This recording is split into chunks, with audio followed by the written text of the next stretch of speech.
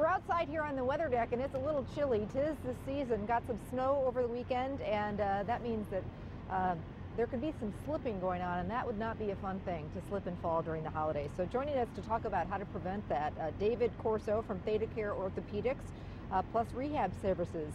Good morning. Thanks for coming. Good morning, Amy. Thank you for having me. You bet. So let's talk about that. How common are slips and falls? Falls are very common. Approximately a third of people age 65 or older will fall every year, and half of people age 80 or over will fall every year.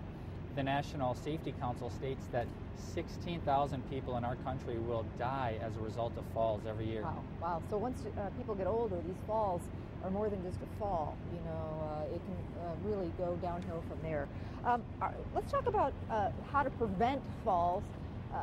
One is, good footwear. It's not how you look, it's how you feel, warm and sturdy, and boots and things like that, really the way to go.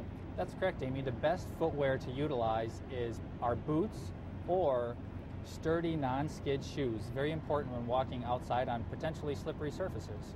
Big time. So, now's the time to maybe put a nice pair of shoes on your Christmas list.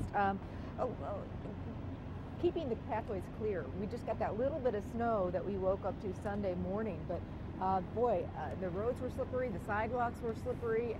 That's so important. Even though it's a little bit, it can be very slippery. That's correct. No matter where you're walking, it's best to choose paths that are cleared. Even if there's a little bit of patchy snow, you don't know what ice or slippery spots may be lurking underneath. Is there a certain way to walk if you do see, kind of that black ice on the sidewalk or, in our parking lot here at Fox 11? Sometimes it's, you don't know it's going to be slippery. Yes, so when you're walking outside in the wintertime, it's best to walk slowly and avoid the urge to be in a hurry, whether that's trying to quickly cross a street, catch a bus, as well as to walk with your hands outside of your pockets. Because your arms can allow to assist you with balance if you do slip. Good point. Very, very good point. It, kind of steadies you a little bit. What about if you're living near elderly people and, I just think it's so important to look out for other people and maybe shovel their walk or shovel their sidewalk. That's correct. In our communities, anything you can do to help sidewalks be clear, decks, pathways, anything that's a common area helps things to be clear for everybody, no matter who may choose to utilize those paths. If you do slip and fall, how should you know when to get checked out? Well, obviously with any slip or fall that a person has, it's not a bad idea to seek care from your primary care provider.